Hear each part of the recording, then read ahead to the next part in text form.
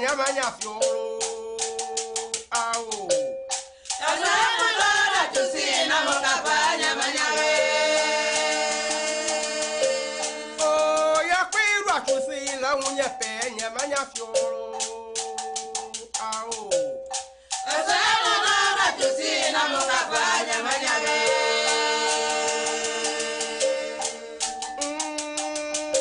Nana wala wota wachapa mona lajibu halabaje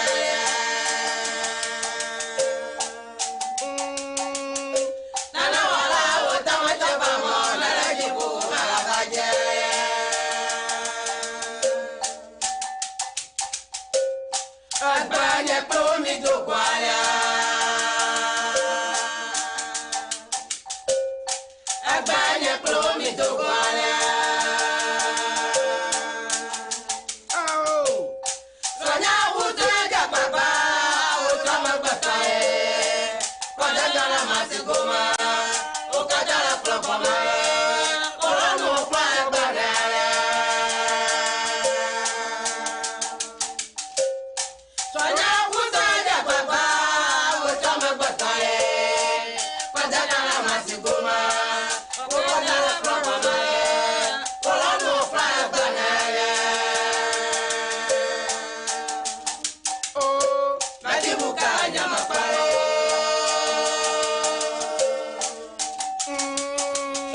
Najibuka nyama paro nyaka fa Mau lugo malajibu alabage baba to esu Mau lugo malajibu alabage awo Ukamaje sayalolo ukamaje Narupa palwa Magobe wo gomaje ko fronya lolo wo gomaje fifie garun pepe wale gbegbe Ukamaje sayalolo ukamaje Narupa palwa Magobe ya kwe iru atusi na mu kafe nyama nya fiolo no vinyo Asa mulora tusina mukafanya manyawe fronya di atusi na mu kafe nyama nya kroro awo Asa mulora tusina mukafanya manyawe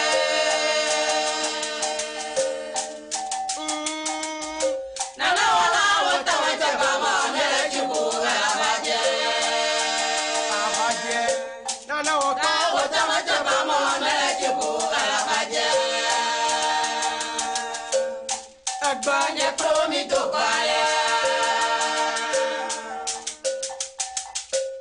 Abanye promi do kwale awo Sonya kutoja baba utama bakale Kodana masigoma ukadala prokoma Orano parebana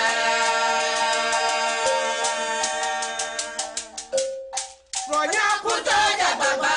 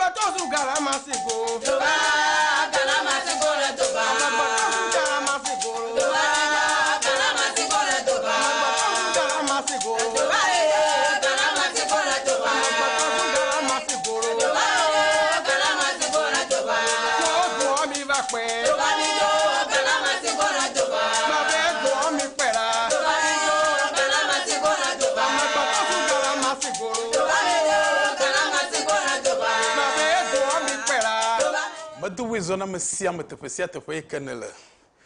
nyamele egendu of gologo ka yoba abelinkpe ye studio nye Pan Africa odo of dumonyomo so apopo yi gade medakpo manyabro na ba new kata wom de la de dasiba ya do totogbe akoso chofifa das lega adren plafa ye do dasi wonye be man no gbo gafufu ye ma ba onu fiela ne kakemene kona benye tepe no no me fie no sia no nyanya la bagio mogro na sigede be aru ya mon popo konyo so asinye susumata no melenye wona yo wo ma mogro na ji ejibe no nya didoi asimotunyo na nyebe mogro nya re medede fo benye ne mai ne sew ne sekpo ya gakedo mahi benye ne mai ogbule tututu a ato adomdo ala beike enwo kekezado do mi galagba no sosoro jiko emiele mi fa kapoje si kana to angolo ba bia okotui enwurudo na vanao ya nye 0503447550 0503447550 eya number ya WhatsApp messages at atutepe ya SMS at atutepe ya na to phone evo bi audio na nadora mi miele ngudoge na ga komoyo na number yo ka wona ya wo miela mi hie mi apepepere chu eganya ogoma bikpere mi nti be wona ya jivavana no boboe ekafo jesu ikenenye be wona dojijo na oye ne be yakpere mi nti a eya 0243408086 mumu number enye eya 0243408086 madung bebe efe ya mbefe nu fefie wa ototroge vi ela be mi gegegere mi apede konu motototo na no ike mi nye vo mi no gomesem nyewa balagba jegebe fe ma mi le ume gbage alebe fe ume ha manana gebe am tokhia do yu ke se de konu gomele fe ni gbaja gedo wole tefe ya wo noge ela be susue damegbe ne wona ya nye be na no ike mi nya chu gomejija mi ga mo pom egba mi le mi adoko fulu gbogbo ne mi adoko be khemele ngogbe yi kake egbe fe kheme fe ngogbe yi do sokole mi to gbo fe agbono ya cha hafi yevu na va ameibonye gbajia avetu ado lia umedi avetu ma umu nkeke tohe ado lia umedi agbelo tosisi ado lia nkeke ado lia tosisi mo umeti ero ntiu tosisi yo kenye ave me tosisi wa umedi afoji le tosisi ma umu yo umedi afoji le tosisi ma unu umodo adudo le tosisi ma unu egba enmo galia tosisi maudi ugalia enu anyi bia doku besusu kata tosisi ma o galiwa le maya amachichi de sia de te hieto na devi jagla de sia de le devi ade wonu gbegban alo devi ade jua mada amachichi de sia de ke dugu de fi ma o hieto ni ewe be bubu enu anyi vovo enu anyi bebi enye be tepe kanu mo kata obuyi egba mi mamao umedie egbedorapo umedie prayer campo hafi pontu dio lega fofumo ma ne datugbi do soro de wia odie soro kaba ela be ko nya kpokọ epe wenyi gegere epe blavema ka kpobe ntuado alofo ma do je akota wo wole datugbi monti umedie vano gbedorapo demo abe me de prayer camp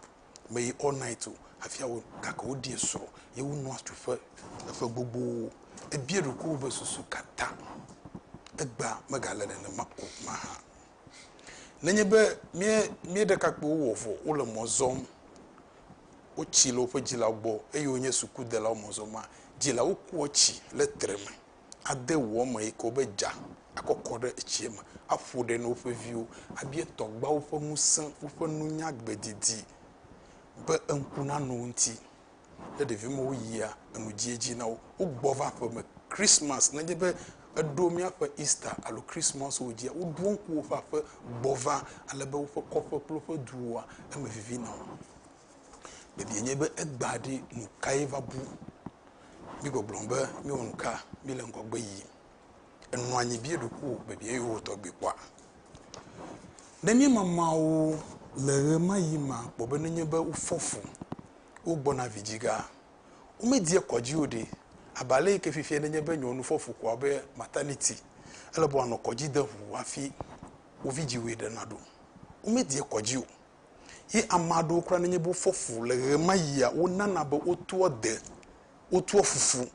bo be devia na choka egbe nku huhu ikati ke bo mi nunuma na nye be nyonu fofoa nyonu ado le kro be hu kro magadu umaga odo sesare ko echi kro maga kro bebi nye be di egbe premier to gbo pe ma yide otutu ade do lemba enu anyi bunu ntipo a magbrova yi be nye be de kakpo jojo mro pe de duuma alo de kakpo le mozom avai di do rawa ofo chi de nawo abie ho ama wo pe ganyenye e fa ngusa e fa gbedidi susu de to nawo na nye bo yia eji pepepe bebi nye be egbe kemi be mi fa kpo Kristo mi no gbedo ho me ya no gbedo ra chun din vuzana do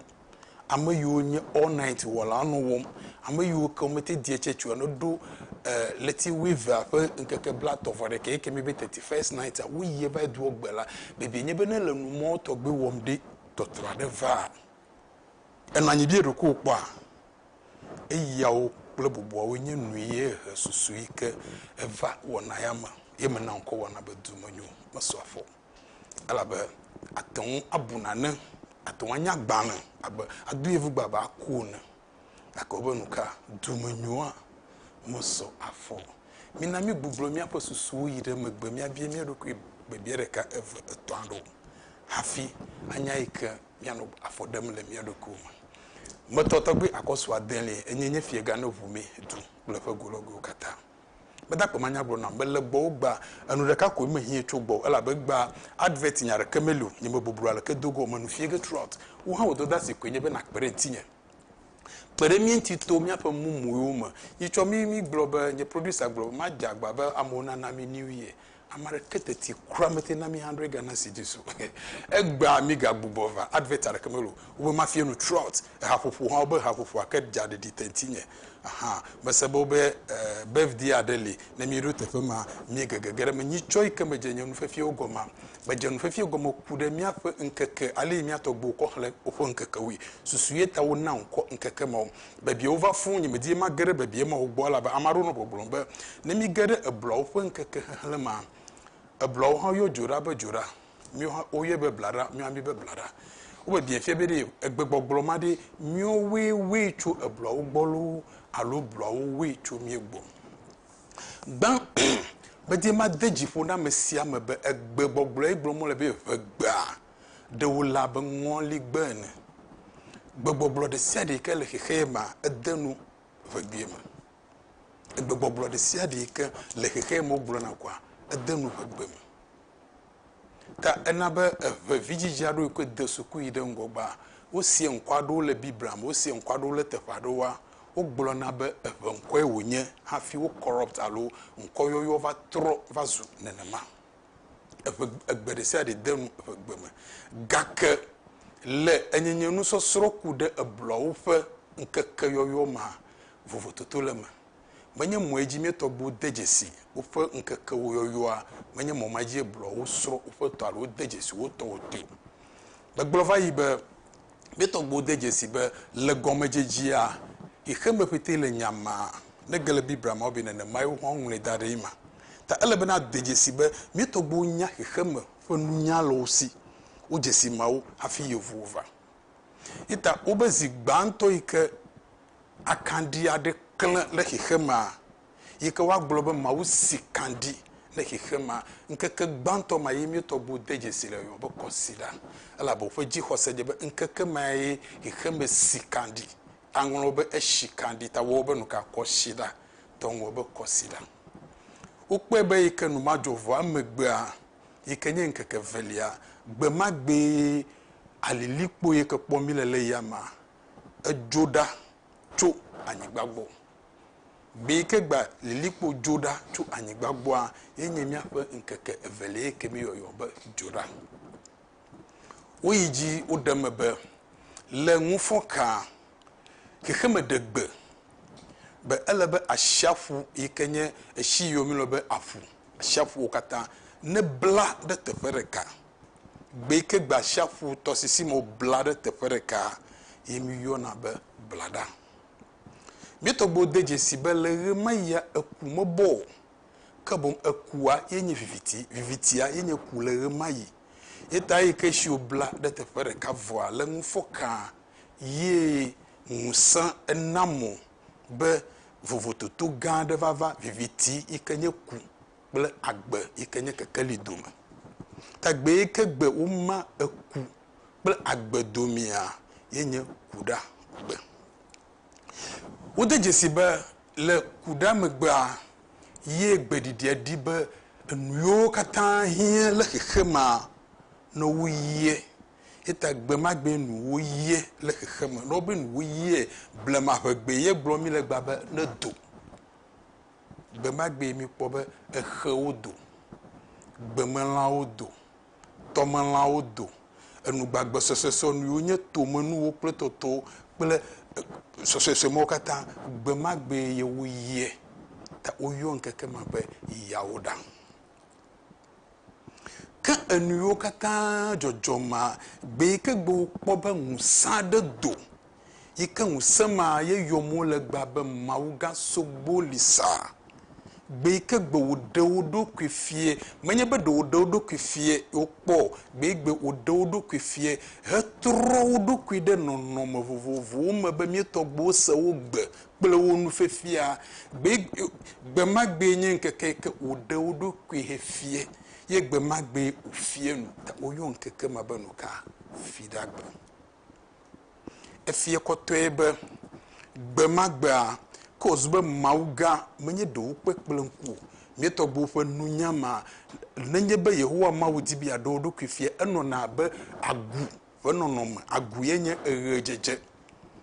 susumata nenye bo ina gbedogera esia ya wojiengo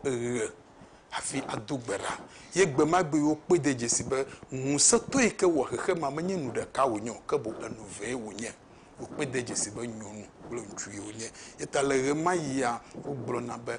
mauga sogbo lisa sogbo nyotua lisa nye nyonua ina ne maka amaro ho oblo na be nuka to hono to enye ntua hono a enye nyonu alanyimia fa nkeke wo helama ka kene va blog boy kenye mono no sron kure wo fa nu yontia enu yo fienya akpode jesi be mia fa vegba elengo wo na manyanwe be blog no bi wa va consider wo je wo fa ava wo fa susu de wo goma ka consider gba nenye bobu wa fa pledu ada consider gbe wo na de kakpio wo va ejira moji te fe to gawala akpede jesi be moyo le be wa to hafia yide du koike yo ina ava wo ke ta oyo na nkeke mabe ku sie da eda wo be kun elebo ba sie ku sie da yenye kwosida yeke yo mi le gba ke o jram omolanva yikenye ogbogbo gava fema lengu foka o me yete pare ko la be di tonti so ye be juju ye hu yenye joda kan foka yikenye bladai yo la va oge gbe magbe oblo na be eku na bene yenye beneda benye blada o corrupt vaso banada masile tefama ta akpobe ofo nkeka susui ke damegbe na nkeke mo hala vovoto to kado dware ke mele megble gbawo ka ke mo globe vegbenye gbogboglade ke egberesia de denuma masa de tefeya bedi ma ho haji mi atuma kle haji jiade bedem na be fe me fa nu fefie wa etotroge tane je be me jenu fefie ogoma jagbagba be na di de viade kan ano na no lem da gbanroji vona menye mam gbo na mi pan program ayi de YouTube na ba di edem akoso alotogbe akoso le YouTube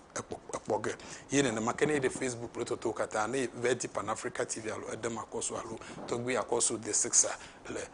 no kata poge ne nwanyi na na sosoro na fie view de echota Beremienti mi apo mumu no banyanuka 0243408086 0243408086 nam adaba popo amoto 3 minutes me va se hai gbon fefie oji ige magbona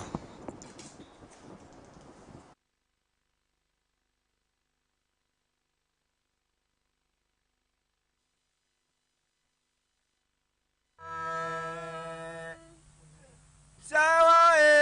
saraka Asawa Sarakawa sawana fakuwa bima tutumone sawana fakuwa bima tutumone sawa sarakawa o sawa sarakawa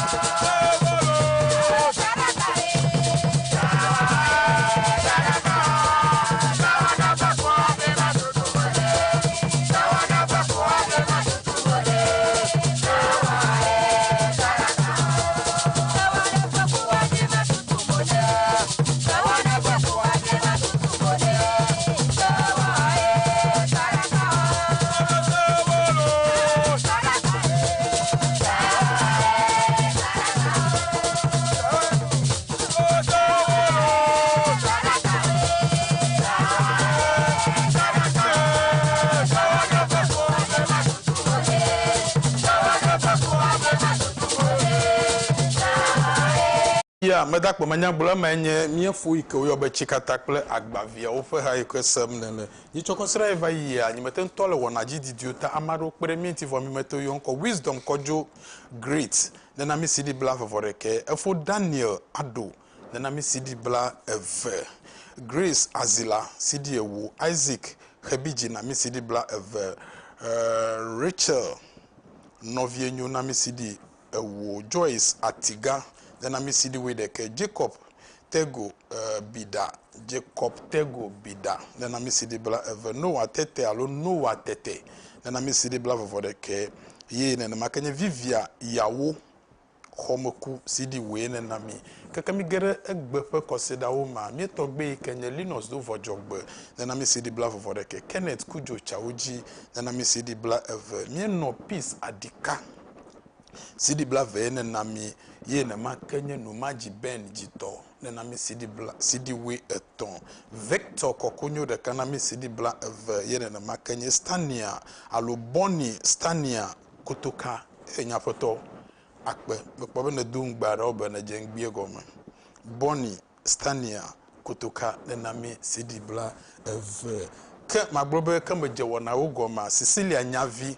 yiketere mienti le Pan-Africa do petepe ya Sidi Blave yene nami dada akbe kakaka Martin Achumodo Sidi Blave vo ato yene nami Christian Kwame amegache nami Sidi ewo yene makanye koshi setonyeme Sidi Blave vo de yene nami Susanna Abena Alozuke Sidi wo Faustina Adato Sidi wo Christ Celestine Amakufu Sidi Blave Gideon Aposa nena mi sidi ewo Emmanuel Oklu sidi blatovore Simo Totim sidi Aton Daniel Aliko sidi wo Vincent Komla Agbevivi sidi wedeke George Som sidi blavovore eve ye na makanya Azadi Tomboyo Aquino nena mi sidi ewo Francis Jupiter sidi blavovore deke ye na mi egba manufiege pa Bedibo ha wo ne no wo ma amade na do Christmas na migba na nya wie kple lele bobobo esia Mesebe vinya de le eƒe dzigbeza ɖum birthday ɖekakpui ya nye tɔgbuiwoviwo dometɔ ɖeka ye wònye etɔ ye dzi ye nye Moses Aniaku ebe gbe nye yeƒe ŋutsuvi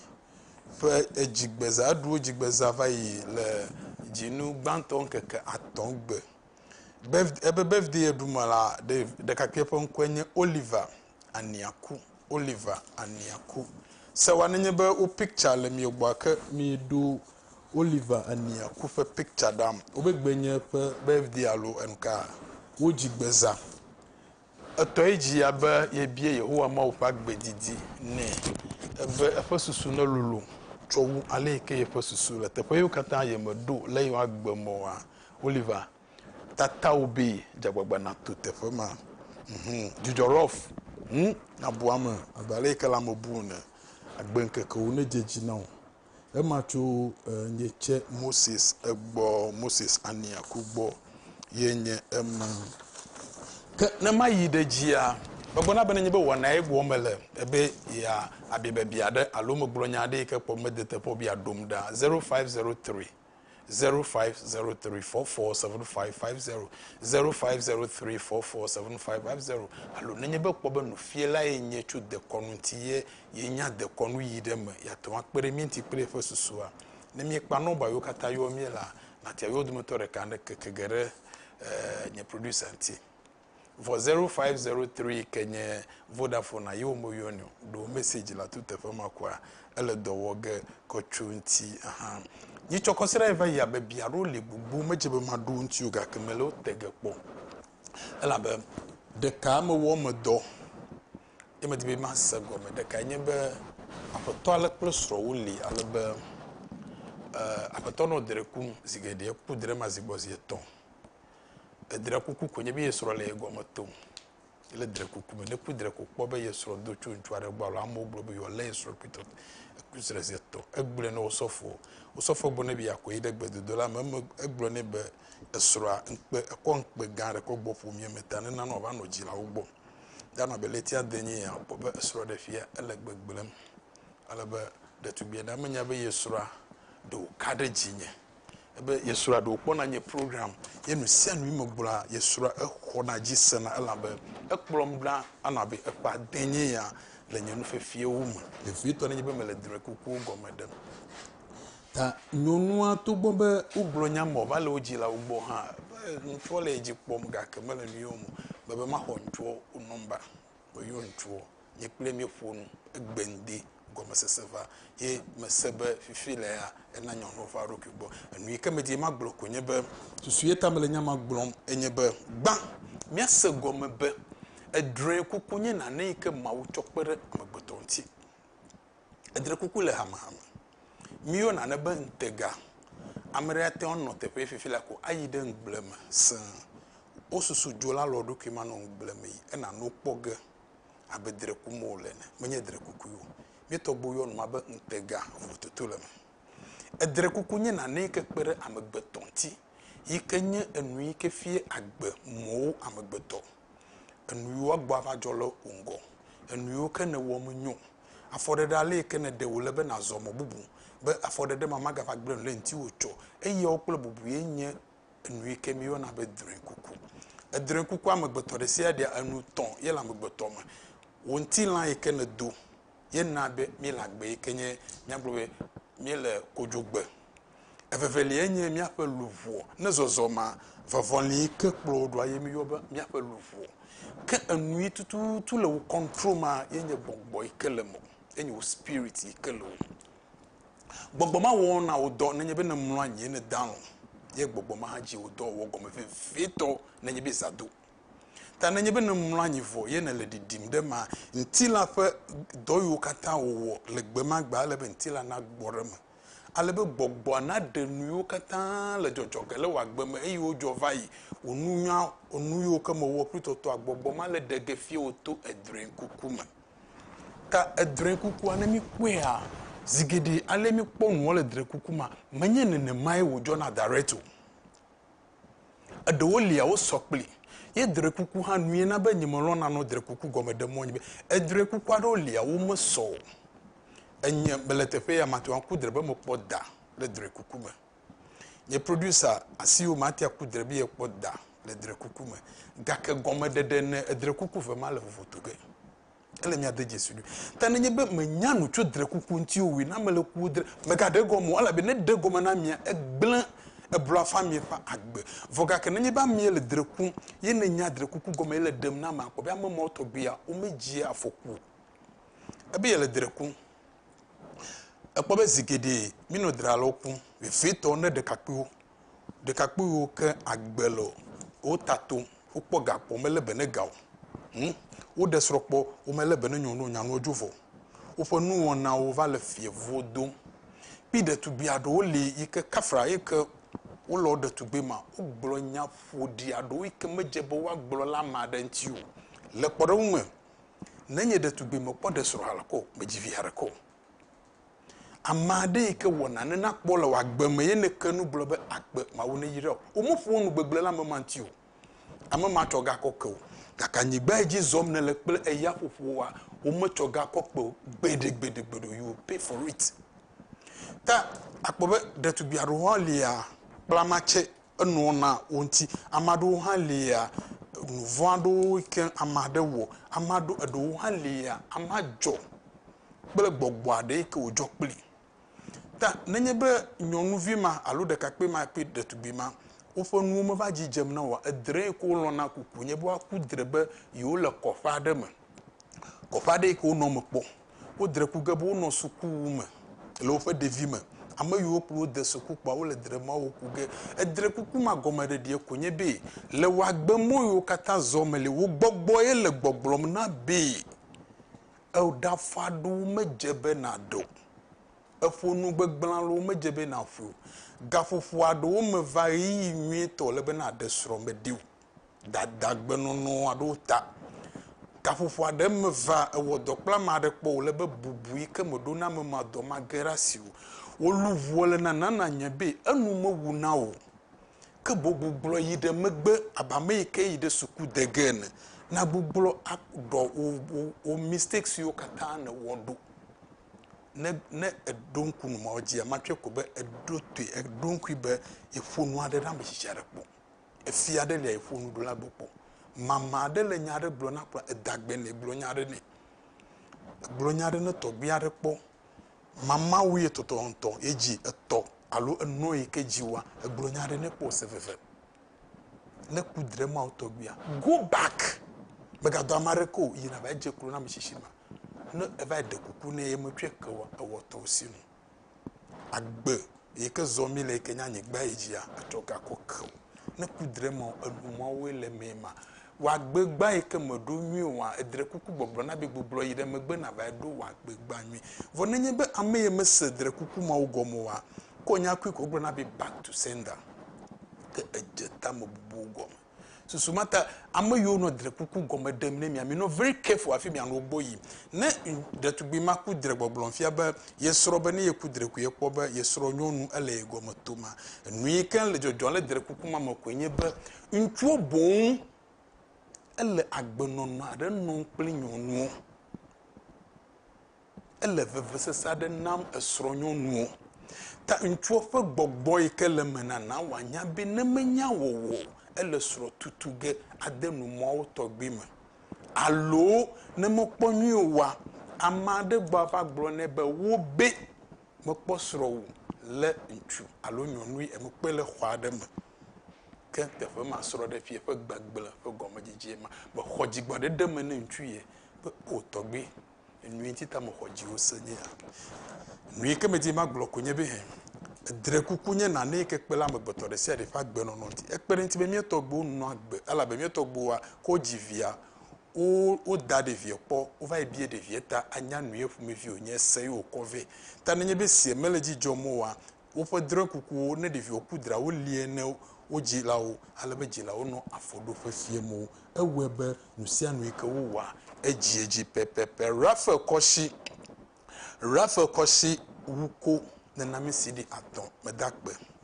beta amakuji sidi bla voreke George Kojo Gatogo sidi bla eve Atanli Ayina Sidi Bla Eve. Promise Abonkra Sidi Bla Eve. Walanyo Dava Sidi Bla Eton. Nelson Alomene Sidi Bla Eve. Awuku Moses Fiale Sefe Sidi Ewo. Joshua Tome Nenami Sidi Eton. Wisdom Koblan Kodowu Sidi Bla Eve. Yene na make Prosper Kosi Kuma Sidi Bla Eve. Joseph Do Amanogo Sidi Bla Eve. John Yaokluche Sidi Ewo. Gladys Mawiyenyega Nenami Sidi Bla Eve. Solomon Ajima Sidi Bla Sidi Ewo. Yene nam egba Yene na make nye Felix Togbi Gati Sidi Ewo. Enyonam Ajima. Hey, nyanu banto efe menami Sidi Alafareka. Enyonam nimenyabe okay enyonam ntwalo ha twe ga kenyonu twawo. Enyonam Ajima Sidi Alafareka Yehowa mawne yira. Christian Kusogbo Sidi Blave Yehowa mawne yira. Isaac Yawo Mensa Sidi Bla Aton mawne yira. Amesia me kenami gakwa. Rebecca Oklu Sidi Wedeke. Anthony Sampayo Betty Sidi Ewo. Samuel Kumado Sidi Bla Eve. Emmanuel Kosi Akpo Sidi Aton. Vincent Ebenezer Yao Sidi Bla Aton. Nuoza Kata Sidi Bla Eve. Israel Nyave Sidi We Aton. Christian Kekecho Sidi Bla Eve. Ye na makenye Victor Havo Sidi We Deke. Mada ko manya glo na enunala ukata wo ha atenwa wode. Bere mienti gba. Nyonu ade na 100 Ghana cedis egbaro. Mi je fo egoma. Na nye be ne lenye kpoma mede na no ko ye mede da wasi. Ni chokosra eve ha mede do. Mi de to bia de ele wo. Efa dan nu wo mo la so gbogbo. Na nye be le nu yo to gbe de dima. Jagba be mi afeka po Jesu o yo do moto de siade. Mi le de to be for number okoge now. Nu sem wi ke dim ne la ele woge now. Ale ke Kennedy star de siade jonu de siade ke dim ne la ale Kennedy ya de gena e ke nyonu die ko e ka mo die afo prototo kata ele wo kata wo womta jagbagba be aha na do kaklimi alabe na mi afie te fe ke mi no ma helebe na ayide egbo abato gbi zigedi abesusu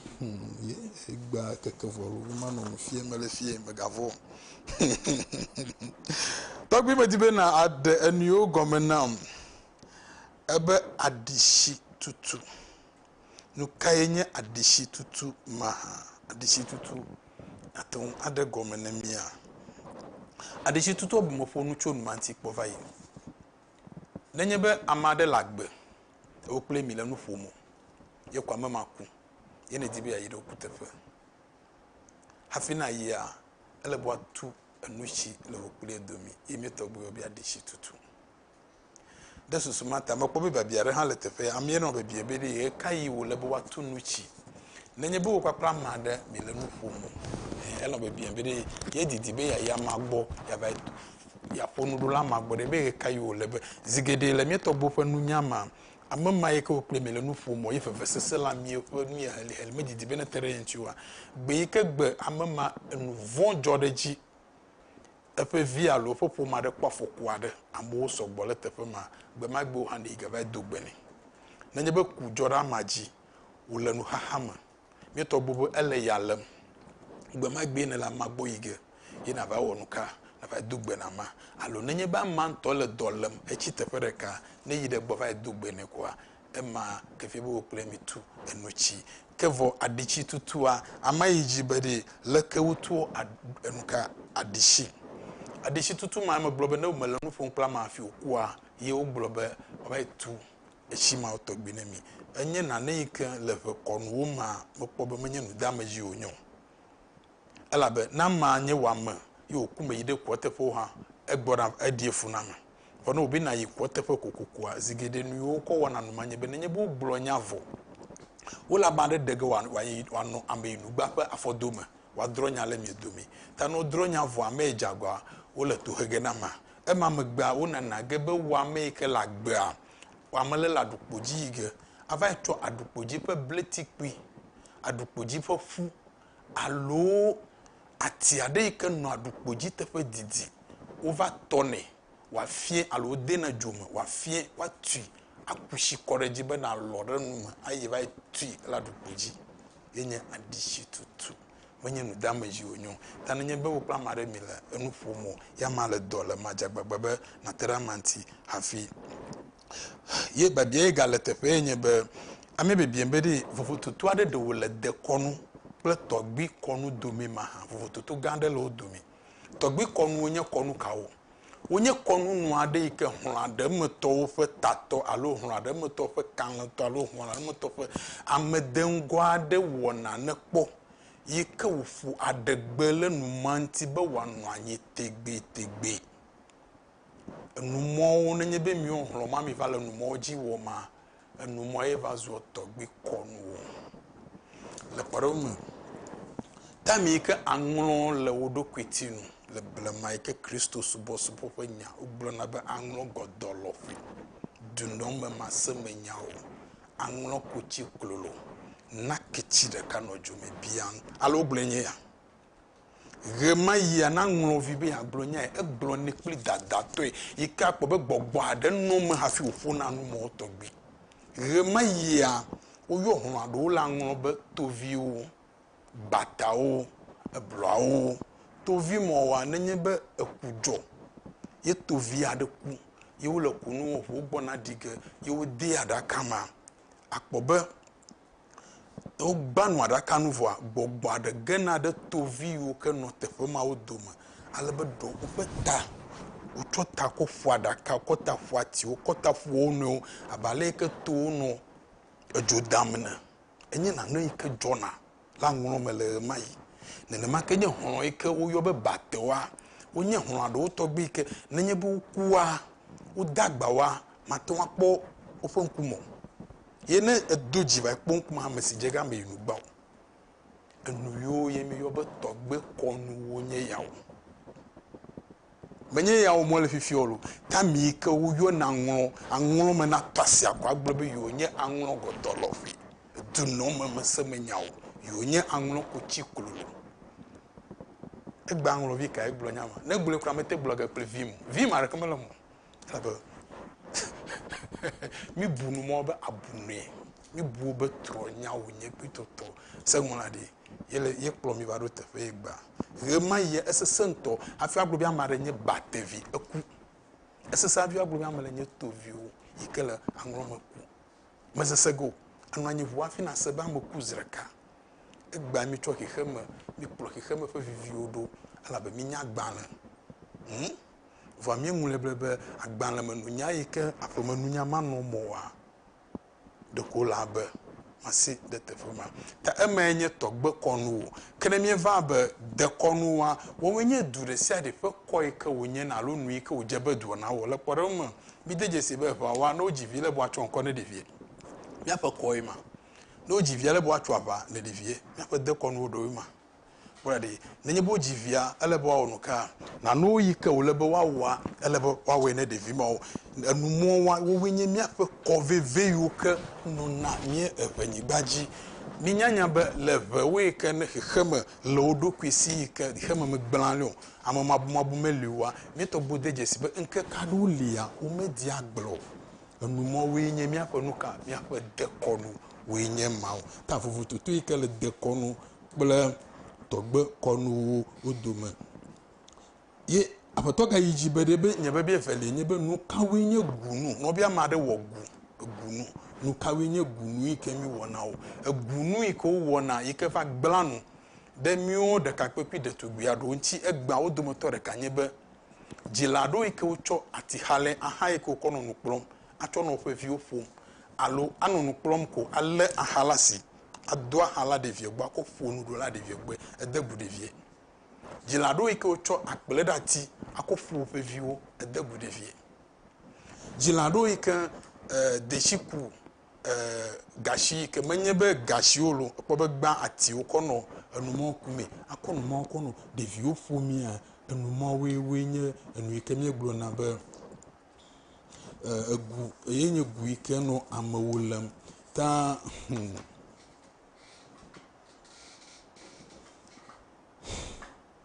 okay ebe susu kata mi togbu gbogbo magbo wisdom Kwame Ahlija ena mi sidi we de ke Millicent Mausi Kudaje okay Wedaje Millicent Mausi Kudaje ena mi sidi alafareka egbie nyonu mi ofo ntwo egbie Bradenton Bright Auku ena mi sidi wo Francis Agbevide de Kajevi Francis Agbevide de Kajevi Togo tutu nacho Sidi Bla for the Ken Nami Abiba Komoro Sidi Ewo Patience Ama Holonyo Ama maka ebru na bi Holonyo Adawonyo onye de said enyo Patience Ama Holonyo Necho nkoma maga kalo honlo de said ju ukua honlo asimala Sidi ato ene nami Kaiser Yesumo Sidi Bla Eve Abraham Tonyegbe Sidi Bla Ton afi bene be nyon wonya na Sidi alafara ka kwale be ntu hana na Sidi Bla Ton Millicent Mawusi Kudaje na mi Sidi alafara kata Abraham Mesegom Abraham Tonyegbe bana Sidi Bla Ton yo mesi Mark Jakpasu Sidi Ewo Emmanuel Dawi Sidi Bla for the ke Vincent Salakwi Sidi Bla Eve Olivia Kosiche Sidi Alafareka hey asiwoma nyonu ole gbere biesa Olivia Kosiche Sidi Alafareka Mary Adedinawo Sidi Ewu Enoch Emmanuel Entry Sidi Wedeke Janet Mama Abuya Evelie na mi Sidi Bla Eve meda penamio kata moyo kata le agbagba jem de wona yenti ekeke vole gbaela baby o gbogbo le je ni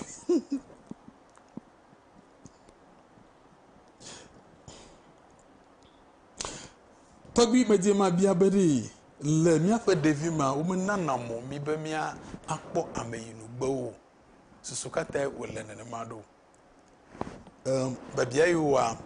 me hie be mi adu nti ga ma akpobe matem akpobe le blema mi togbo dejesi be amegbeto mekuo nti la ko vuvuo la amegbeto nti ye na akudwa amegbeto de se de pli moeji oto pli gbogbo ike dola mama ji hose nye be na mekua amefe ngoli alo amefe gbogbo eno na mekuku nti va sere gabo ike modi gbogbo do nye gbogbo fo ta togba wo menana mo devi wo no ponu ma wo ta wo devovan do togbi devi wo me ta le ma ya na mekuaru ya akpobo o do atwaro togbi le amafe nkume plesusu be na devi ade kwea wasi ayide megbe wo wona no mo plesusu be na no lia no blobe mejebe na kpewa mejebe na kpe susu mata kwe ala be wo dejesi be na megbeto ku yo mediowa o ngoli alu ama fe gbogbo ikelema eno na me eno body eno amakuko nti ta gbogbo mawa de wote di odo kefie amado otu omo fufufuji de vi ona no nu ona po de vi ke fe gbogbo mesewa ekplo ko ide dolele me susumata ko imeto gbo menamo enu mo to gbebe na no jojom le mi afa enu yo to gbe medibe na ko enya gbe yo nti na enu fiela enye ha menye akamelo no srom chugbo wi Ogbo na be mi na dahu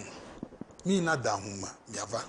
alo mi adahu miava okay nya gbenye dahu ye efefele ogbo na be mi na amega kwigbo metibe na continent ebe ma ton atwa hawo nye dowi mi amo yo kede me kpanye program for me no zan ko no Facebook to to mo mi jakpa be mi edit nye program that azanye program a won si anu fie mele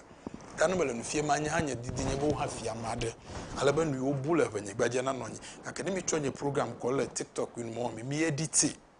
bijagba be mia wo edit lema na no limi de wolema le poro me mia telephone number yo me ga no na tepo mo no kwa na kwa mara yo be me kpon ya le pitoto lesime nyemo wona ne ke na mo ta mi mo le nu uzama mi no edit wo afi mi anoza aba no bo ide da hu no kai wonya da hu ma mi to gbo fa ji khosanye be no wole nya de blon hu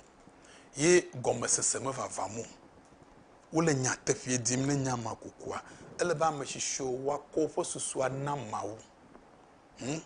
abie nunya de to mawo ta no be da ho a eda yenye mawo yenye mawo fe no fe bi ku ima bada be no fiela enyo a o to na fofu ku na cho ogbe ne mi to bo be da ho a eda eda yenye mawo yenye mawo fe no fe ta uye te fe ma wa mu yu ti America ve todo aba no anyi alebe wa bie be bio do ku le enya yo de ale ho na opportunity le nya te fe ma ha susu de to vana na o le gafofo ma me ke wo yi de da ho kuno gbova ha o va blona nya de ke edie to me na mesiama susu mata ko ye te fe ma efefe le be bo yi de amaga pe poge menya amaga pe o nya gbenye amuga pe te fe ke mi to gbo jotwa mi to gbo fa ji khosenye be yo jotwa te fa de ke wo egba yevu gbo ma bro be the lost continent anyigba alodu ko ade ke wo susu be no anyigba ejipo ke ashafu va de te fe ma wo kata ke duma magale that's na gbo ji khosenye be mi to gbe ado for history alo for jojo manya egbo mo le fie be te fe ma eva wo joto ima eta ka no ma dwa ji khosenye be wo fe na no chi te fe ma eta no ye de te fe no ye wo le nya gbro obu yo vai po obu yo ye de amuga pegbo wo ye de te fe ma avai honu nya no kwa sopla mo obu yo ye de da ho nya gbenye amuga pe menye amaga pe foto to male mema yo ye de amuga pegbo susuku hogo ye twete fe ke utogbi ado wo chi susumata ne ekpobe eva wo tefe sete fe ke odua nyagbe amu mo buodo wo fo na no mu cover do mi tefe ke mi le gbogbo voter regional to sisi ele tefe ya wo nto na kwebe amu ala bo me jibe tefe yo twa na buo ala bo gomechichi a wo bu be wo le yo be hamu awo ta cover do wo be amu vote amaglo mala ye Portugal gbo Portuguese wo va na nko tefe na de ma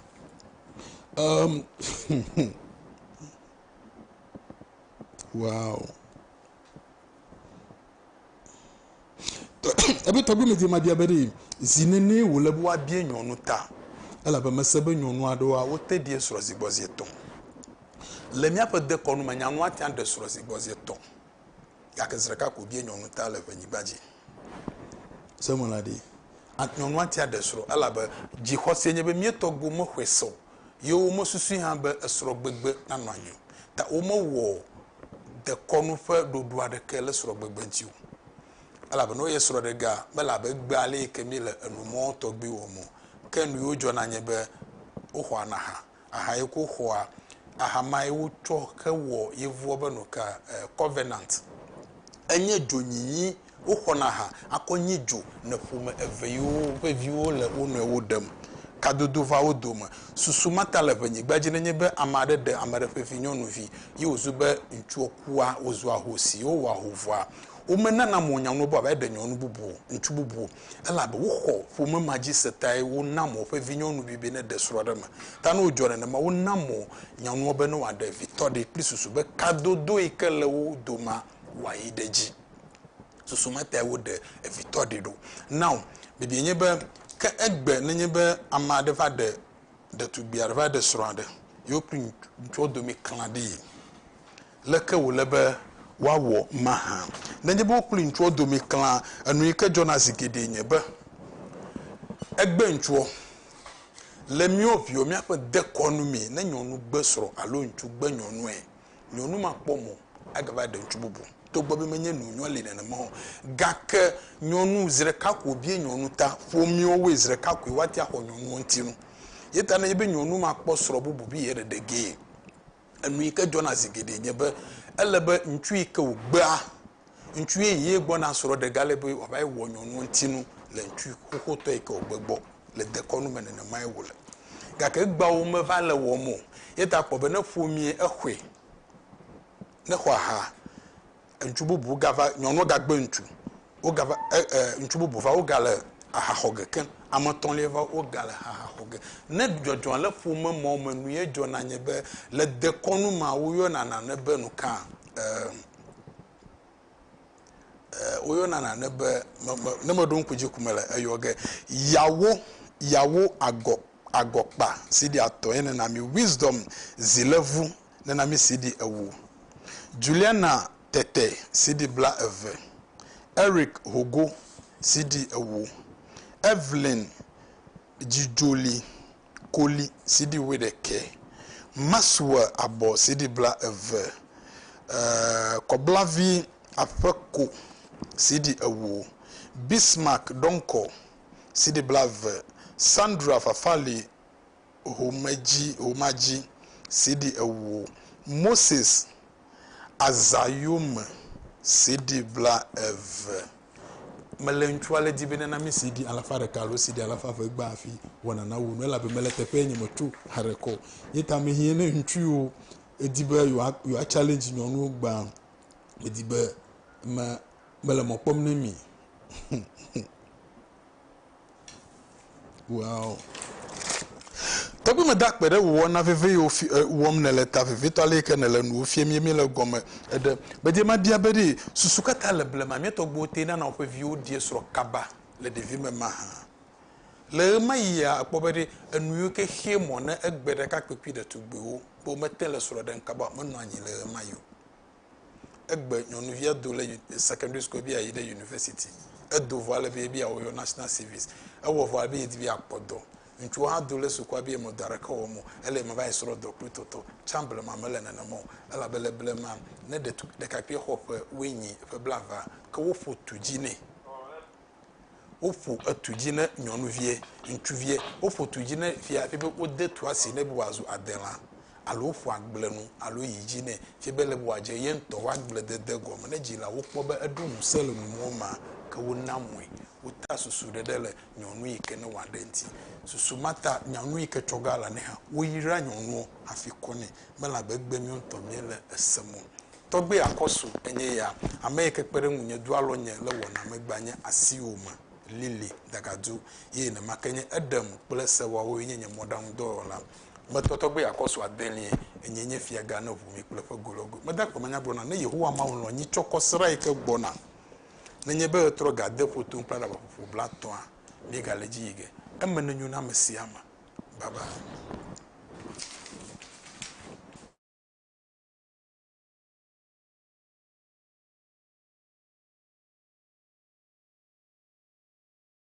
Gatos il sonji il y a menono todelu nyapa zoli balo si zomiele gale do me vina gatos il sonji il y a menono todelu il y a menono tode yo